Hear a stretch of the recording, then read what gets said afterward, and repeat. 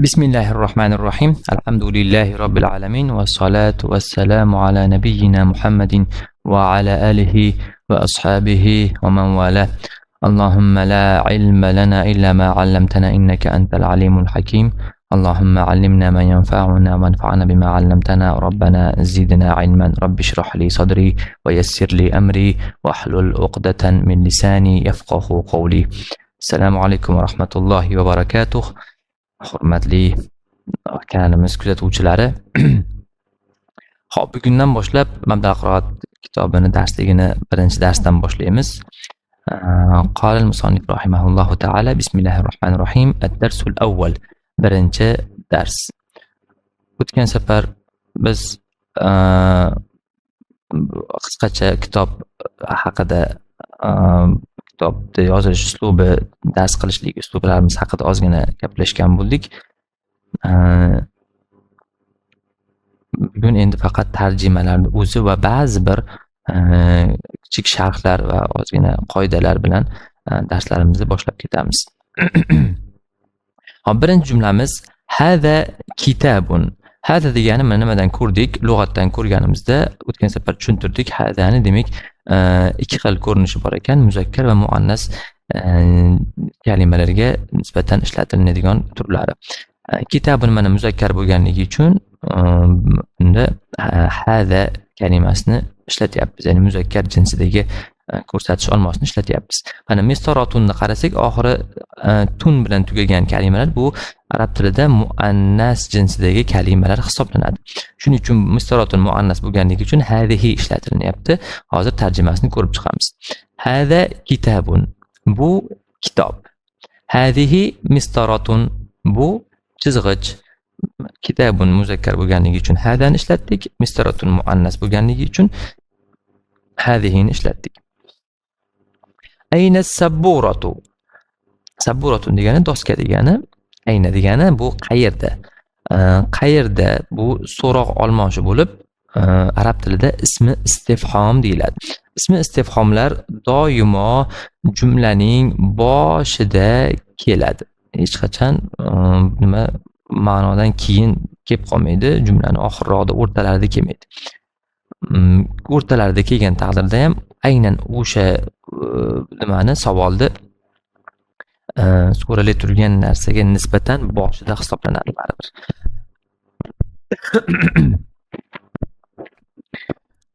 Xo'p, bu yerda saburatu jumlani boshida kelgan deb e'tiborga olinadi. Ayna esa o'zi aslida keyin kelish kerak edi, lekin so'roq olmoqchi bo'lganligi uchun, ya'ni ismi istifhom bo'lganligi uchun jumlani boshiga olib kelindi va ayna saburatu degan ko'rinishga keldi.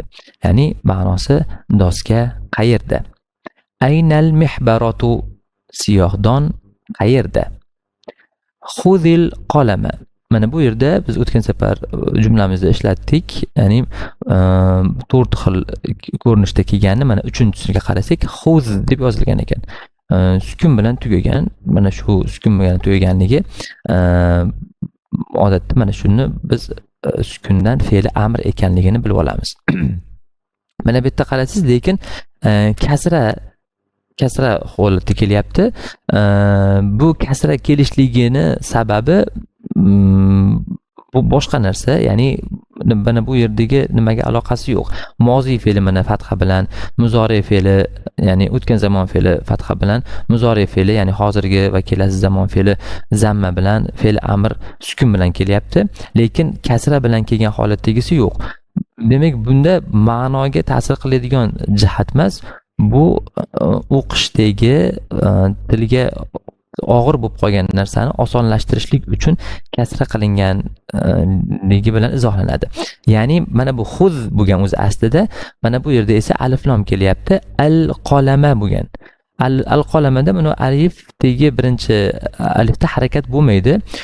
U qachonki alifdan oldin hech qanday so'z bo'lmasa, so'z boshida alif lam da mana shu alif kelgan bo'lsa, shunga harakat berib o'qiladi. Gohida fatha, gohida kasra, gohida zamma harakatlari berib o'qiladi. Bu yerda o'zi nima alifdan oldin kalima bo'lganligi uchun bu alif o'qilmay tashlab yuboriladi va o'zidan keyin mana bu lamni tepasida sukun bor. O'zi bu yerga qo'ymagan, lekin aslida bu sukunlik lam hisoblanadi. Endi xuzni tepasida sukun va lam harfini ham tepasida sukun bo'lganligi uchun xuz liqolam deb o'qilishi kerak o'zi aslida. Va bunday o'qishlik tilga noqulay, og'ir bo'lganligi uchun birinchi sukunga kasra harakati beriladi.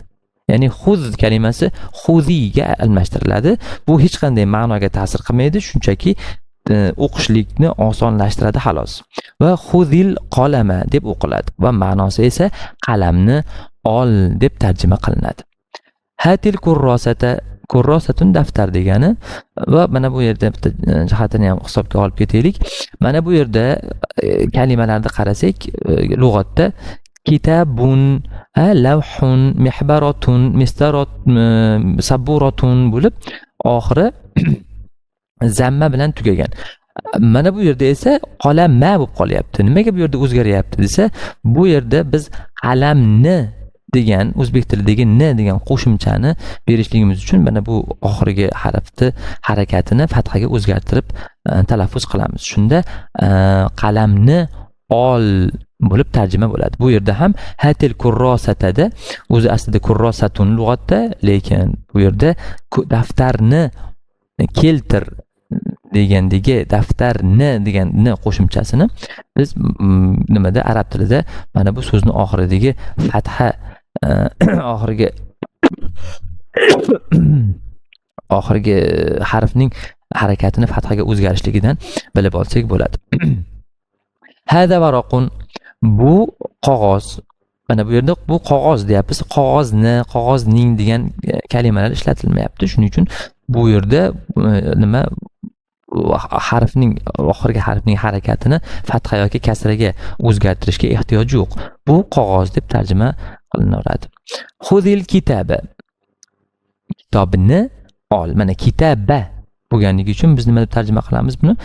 Kitobni ol deb tarjima qilamiz. Ma hadihi, nima bu?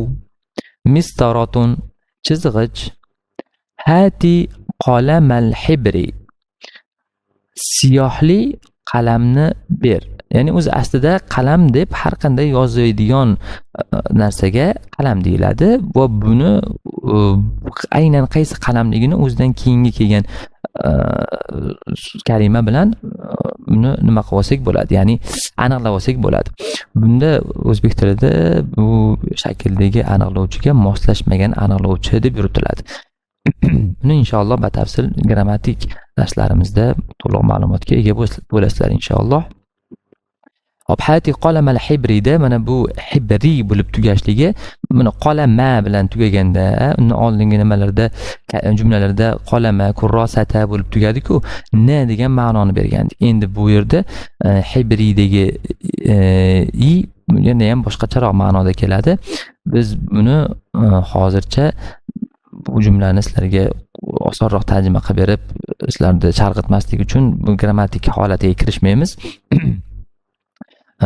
Hibrun degani siyoh degani, siyohli qalam deb, ya'ni sharikoviy ruchka deb qo'yadi bizda. Siyohli qalam, siyohli ruchka. Mana shu ruchkaga aytiladi.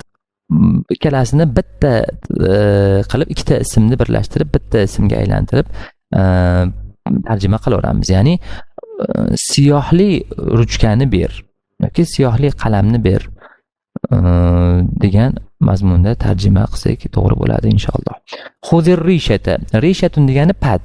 Bu bir asrdan o'tdi, bu kitobda yozilganligiga. O'sha paytda mana bu rasmni ko'rib turibsizlar, patda yozilgan. Buni o'zbekchada ham pero deb tarjima qilishadi. Mana bu yerda bor, pat, pero deb yozib qo'yilgan. Parrandalarda, qushlarni patiga ham o'zi rishatun deyiladi.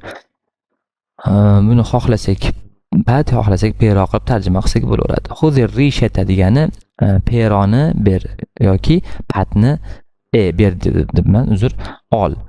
Patni ol yoki peroni ol deb tarjima qilamiz. Aynal kurrosatu, daftar qayerda? Kurrosatun degani daftar. Daftar qayerda? Aynal varaqu? Qog'oz qayerda? Hadal hibru? Bu siyoh. Bu siyoh. Buguncha mana shu birinchi darsimiz shu bilan kifoyalanamiz. Ertaga inshaalloh yana boshqa darslarni tashlaymiz. Bugun yana hozir o'zbekchadan arab tiliga tarjimamizni alohida darslik qilib tashlab qo'yamiz inshaalloh.